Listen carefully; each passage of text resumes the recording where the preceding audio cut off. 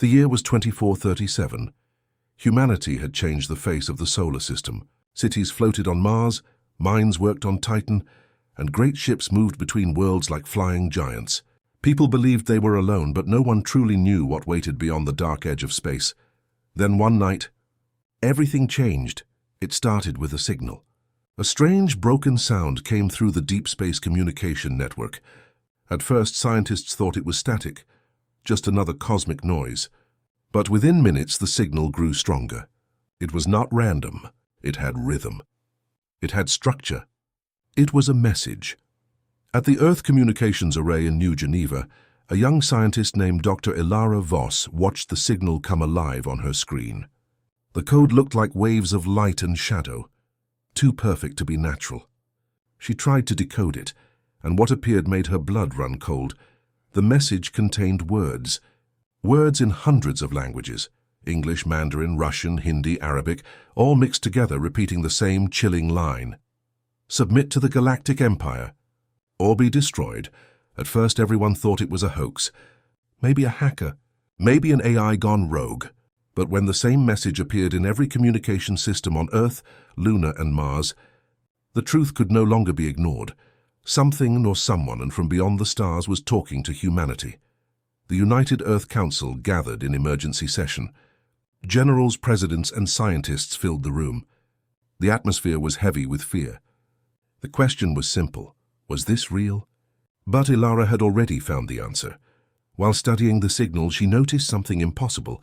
The transmission contained Earth's defense network codes, military frequencies that even she didn't have clearance to access. Someone out there had already entered their systems. Someone knew their weapons, their satellites, their shields. Earth had already been hacked. Panic spread through the world's governments. Fleets were ordered to high alert. Communication lines went dark. Rumors filled the colonies. Stories of ships vanishing near Jupiter, of strange shadows seen in deep space. Then came the second transmission. This time, the voice was clear, cold, alien. No one could tell if it was male or female. It sounded like a storm speaking. You have reached beyond your place, humans of Earth. You have touched the stars that are not yours. Kneel before the Empire and your world will live. Resist, and your skies will burn. The transmission ended with a sound like thunder, a deep vibration that made the air itself tremble. Moments later, satellites began to fall. At first one, then 5, then dozens. On the night side of Earth, streaks of fire crossed the sky, burning metal raining down like stars dying. Ilara watched from the control room window, frozen. She whispered to herself, "They're not just watching us. They're already here." Across the world, chaos spread. News channels showed flames in the upper atmosphere.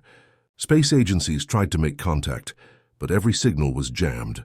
In the skies over Mars, defense drones lost control, spinning into the dust. On Titan, the mining colony went silent. Not a single distress call, just silence. The United Earth Navy sent scout ships to investigate. None returned. The fear turned to silence. The silence turned to dread. Humanity stood at the edge of something vast, and it was looking back. Ilara continued her research, refusing to give up. Day and night she searched the data, trying to trace the origin of the signal. Finally, after 40 hours without sleep, she found it. The message had not come from a single point in space. It came from every direction at once. It was not a signal traveling to Earth. It was a signal that had already been inside their systems, waiting to wake up. She realized the horrible truth. The message had been planted years ago, maybe decades. Humanity had already been marked long before they ever heard the first word. She rushed to warn the council. But when she arrived, the building was in lockdown. Guards stood at every door. No one was allowed in or out. Through the glass, she saw the faces of leaders, pale, shaking, terrified. Something had changed. The sky outside flickered. The night turned blue and gold. Above the horizon, a shape appeared, massive like a moon that wasn't supposed to be there. It moved slowly, blocking out the stars. People came out of their homes, staring upward. Some cried, some prayed, some just watched in silence. Then the signal returned one final time. This time the voice was no longer distant. It was here, echoing through every screen, every radio, every ship. "You had your chance to kneel," the voice faded. And at that same moment, The power grids across Earth collapsed. The sky erupted with falling satellites, burning trails of light as far as the eye could see. Dr. Ilara Voss stood on the balcony of the research tower, eyes wide, hands trembling. The wind smelled of fire and metal. She whispered to herself, barely breathing, "The war has already begun." Far beyond the moon in the black sea of space, something moved, vast and silent. The Galactic Empire had arrived, and humanity was about to answer. The skies of Earth still glowed from falling satellites. Communication was gone. Power grids were broken. The world had gone silent. But out there, beyond Jupiter, something far worse was waiting. The Galactic Empire had arrived. For centuries, humanity had wondered if they were alone. Now they had their answer. And it came in the form of a fleet that blotted out the stars. Hundreds of alien ships, each the size of a city, appeared in Jupiter's orbit. Their surfaces glowed with blue energy lines pulsing like veins. Some looked like living creatures made of metal and crystal. Others were perfect geometric shapes, spinning slowly in the darkness. From the largest ship came a wave of energy so strong that it shook the magnetic field of Jupiter itself. Every sensor, every radar on human ships went blind. And then the voice returned. "You were warned. Kneel or burn, no one on Earth spoke. No one knew how to fight something so large, so powerful, so ancient. But General Reyes, commander of the United Earth Defense Fleet, refused to surrender. He was a soldier born in the colonies of Mars, a man who had fought pirates, rebels, and machines, but he had never seen fear like this. Still, he stood tall in front of the holographic war map and said only one sentence. "If they want war, we'll show them what humans can do." Every ship that could still fly was ordered to Mars orbit. The colonies prepared for battle.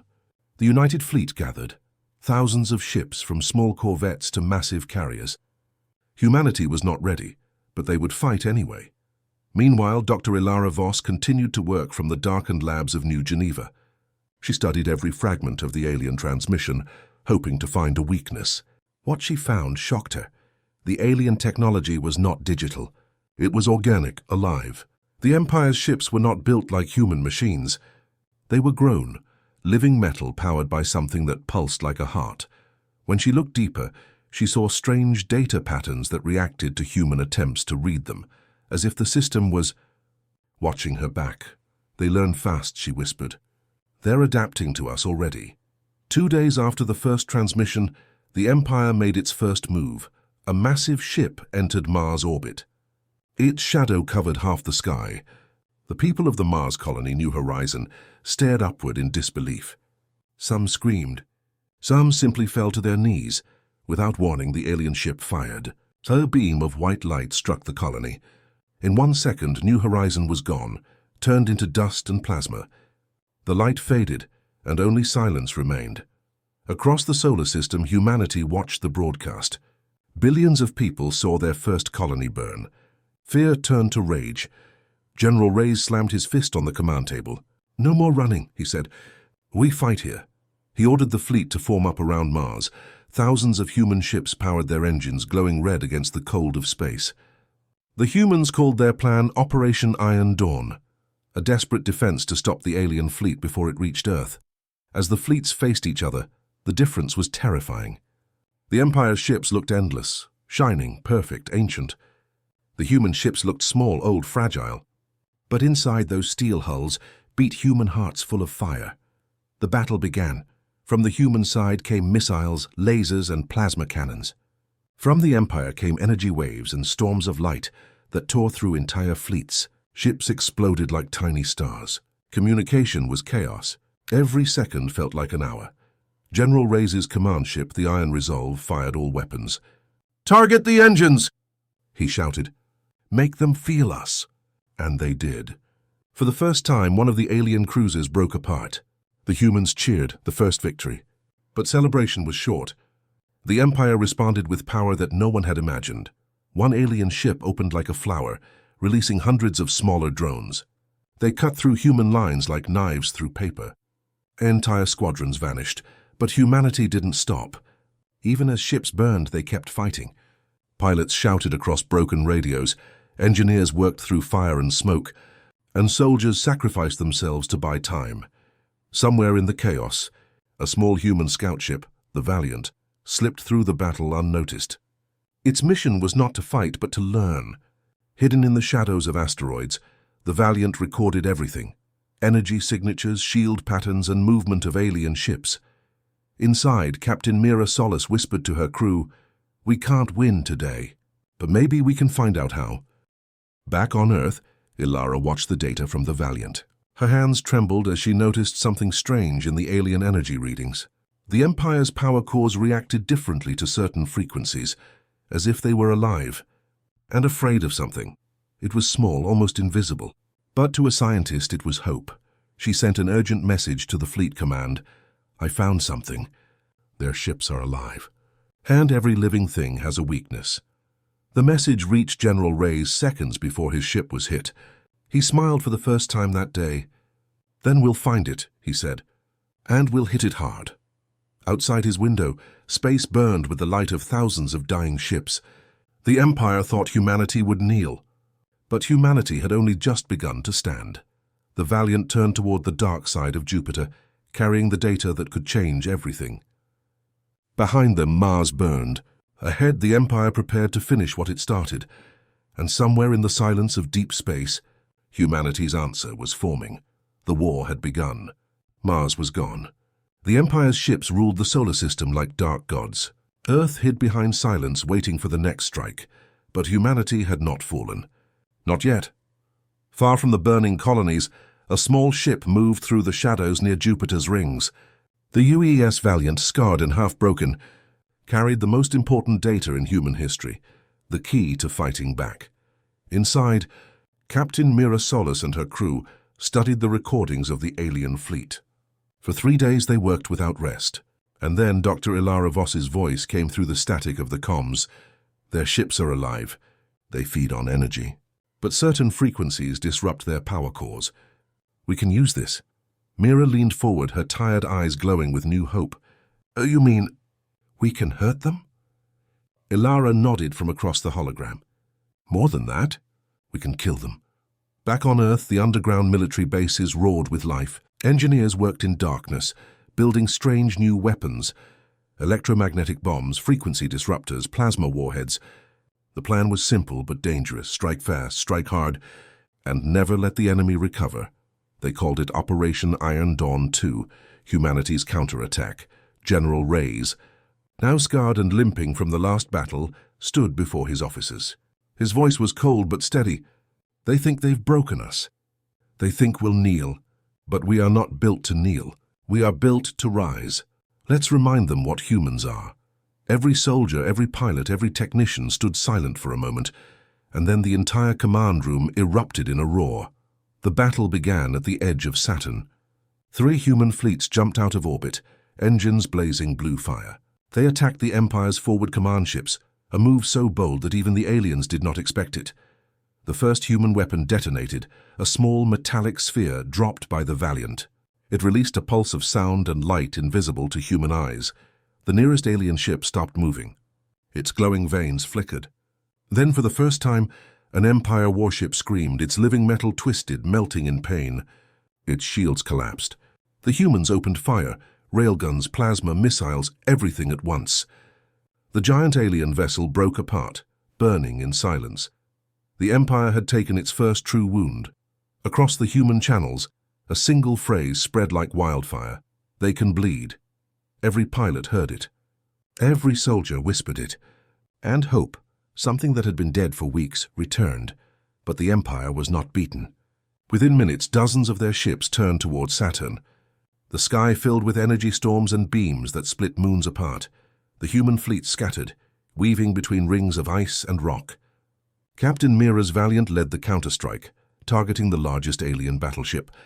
"Keep the frequency locked," she shouted. "Hit the core. Don't stop!" Her crew worked furiously, changing power levels and frequencies as alien fire ripped through their hull. The Valiant shook like it was about to explode, and then the alien ship cracked. Its glowing heart burst in a wave of blue fire. Mira's ship spun out of control, but the humans cheered through broken radios. Another Empire ship destroyed. Meanwhile on Earth, Ilara Voss and her team coordinated every move. The Empire's signals were strong, but she could feel them growing weaker. For the first time she smiled. "We're hurting them," she said. "We're making them afraid." In the war room, General Reyes watched the live feed from Saturn. His voice shook with pride. "You see that?" he said. "That's the sound of humanity saying no." But then came the warning. The Empire's command ship, a massive vessel called the Celestial Spear, was moving toward Earth. If it reached orbit, the planet would burn. Reyes turned to his officers. "Prepare the final defense. Every ship we have, every drone, every cannon. We make our stand here." Days passed. The sky above Earth filled with ships. The last of the human fleet waited like lions in a trap. Elara watched from the control center as the Celestial Spear appeared. It was larger than mountains, glowing with power like a second sun. Humanity had nothing left but courage. The fleet opened fire. Lasers, missiles, railguns, all against one ship. The alien shields flared, holding strong. But then the Valiant returned, damaged, smoking, but still alive. Mira's voice came over the channel. "We're out of fuel, out of guns, but not out of fire, sending everything we've got." Her ship dove straight into the Spear's energy field, carrying a frequency bomb built by Elara herself. The explosion was silent, and then blinding. When the light faded, the Celestial Spear's front half was gone. The rest drifted, lifeless, into the void. The humans screamed in triumph. Against all odds, against all logic, they had done it. In the quiet that followed, Elara stared at the data. "It's working," she whispered. "They can be beaten." General Reyes looked at the stars, his voice heavy but proud. "They thought we were weak. They thought we would bow. But we are human. We build from dust, we rise from ruin, and when they strike us down, when we rise again." Across the galaxy the message spread. Humanity had struck back. The Empire had felt fear for the first time in 1,000 years, and this was only the beginning. The silence after the battle near Earth did not last long. Humanity had won a small victory, but the Empire was not gone. Far beyond Neptune, something enormous moved in the darkness. The Titan-class warship, the Empire's ultimate weapon, had arrived. It was larger than a continent, a floating mountain of silver and light. Its energy field bent space itself. When it appeared, even the stars seemed to fade behind it. The Empire called it the Devourer of Suns. For humanity, it was simply the end, as unless they could stop it. General Reyes stood in the war room watching the readings. The Titan's power was beyond anything the sensors could measure. It could split moons, melt planets, and erase fleets with a single strike. Still he stood tall. "If they want to erase us," he said quietly, "they'll have to come close enough to see what humans look like when we fight for home." Beside him, Dr. Elara Voss stared at the data screens. Her eyes were dark with exhaustion, but her mind was racing. The Titan's energy field was different. It wasn't just alive, it was thinking. The ship was a creature of war, part machine, part mind. And that mind was learning. Elara turned to Reyes. "If it reaches Earth, there will be nothing left. We have one chance." She explained her plan. It was insane, dangerous, and almost impossible, but it was the only way. The idea was simple. Use Earth's own quantum reactor network as a weapon. If all reactors across the planet fired at once, their combined pulse could create a massive EMP wave, a storm strong enough to disable every energy field in orbit, including the Titan's shields. But there was a price. The wave would destroy Earth's own satellites, defense systems, and communication grids. It might even damage the planet's magnetic field. It was a choice between Earth's future and Earth's survival. Reyes looked at Elara for a long moment. "If we do this," he said, "we'll be blind. We'll lose everything." Elara nodded. "Then we'll fight in the dark." As the Titan approached, every city on Earth felt the sky tremble. The oceans rose. Waves crashed against continents. The creature's shadow covered half the planet. People watched from rooftops, from bunkers, from deep under the ground, waiting, hoping. In orbit, the human fleets formed one last line of defense. Ships burned their engines bright, knowing many would never return. The Titan opened its maw, a swirling storm of light. Its weapon charged, ready to end the human race. And at that moment, Elara gave the command. "Fire all reactors now." Around the world, reactors screamed to life. A wave of white energy burst from Earth, racing outward like a heartbeat from the planet itself. For a second, the universe went silent. Then came the shockwave. It hit the Titan like a thunderclap. Its energy field shattered. The creature howled, its glowing veins flickering wildly. Human ships seized the moment. Every gun, every missile, every drone opened fire. General Reyes' ship, the Iron Resolve, led the charge. "All power to engines!" he shouted. "We finish this here." The Titan struck back, ripping entire fleets apart. But still the humans came, wave after wave, ships burning, screaming through fire. Elara watched from Earth, tears in her eyes. "Come on," she whispered. "Just a little more." The Iron Resolve was almost destroyed. Fires burned through its decks. The bridge was filled with smoke. Reyes looked at the hollow screen. The Titan was wounded but still alive. He knew what had to be done. He turned to his second officer. "Prepare the engines for manual override." The officer froze. "Sir, that's a suicide run." Reyes smiled weakly. "Then it's a good day to die." He sent one final message to Earth. "Tell them, we stood." The Iron Resolve turned toward the Titan and accelerated. Every system pushed to the limit. The ship's hull began to melt from the heat. Elara heard his voice fade through static. "Goodbye, old friend," she whispered. The Iron Resolve crashed directly into the Titan's core. For a heartbeat, there was only silence. Then came a light so bright it turned night into day. The Titan's heart exploded, tearing open space itself. The explosion ripped through the Empire fleet, scattering them like dust. On Earth, people saw the flash in the sky, a second sun. For a moment, everyone thought it was the end. But as the light faded, the stars returned. The Titan was gone. Humanity had done the impossible. The price was heavy. Billions of lives lost, cities in ruins, fleets destroyed. But they had survived. Hours later, Elara stood on a balcony overlooking the burning horizon.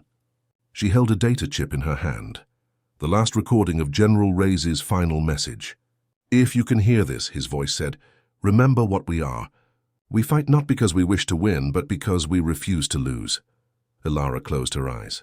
"We didn't lose, General," she whispered. "Oh, you made sure of that?" Above her the stars shone again, but far beyond them, in the black ocean of the galaxy, the Empire was watching. They had lost a Titan, they had lost their pride, and they would come again. But next time, humanity would be ready. The stars had grown quiet. The Titan-class warship was gone. The Empire's fleet was scattered, broken and stunned. Humanity had survived, against impossible odds, against creatures that had ruled the galaxy for millennia.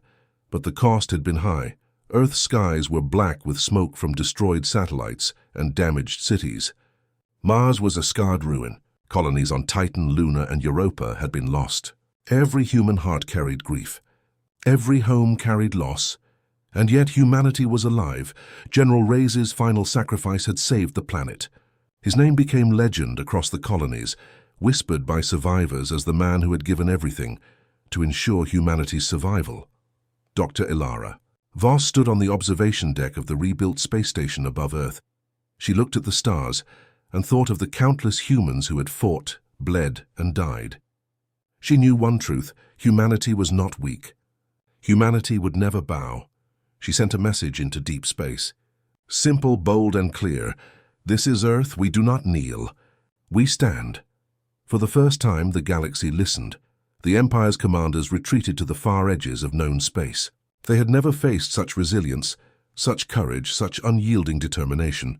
The humans had no advanced fleets like theirs, no ancient weapons of conquest, no centuries of experience. And yet the humans had won. It was not strength alone that had defeated the Empire. It was human ingenuity, courage, and unity. It was the fire in their hearts, the refusal to give up, the determination to rise even when the odds were impossible. Across the colonies, people rebuilt. Old cities were repaired. Ships were refitted. Children were taught the stories of heroes who had struck back against the stars.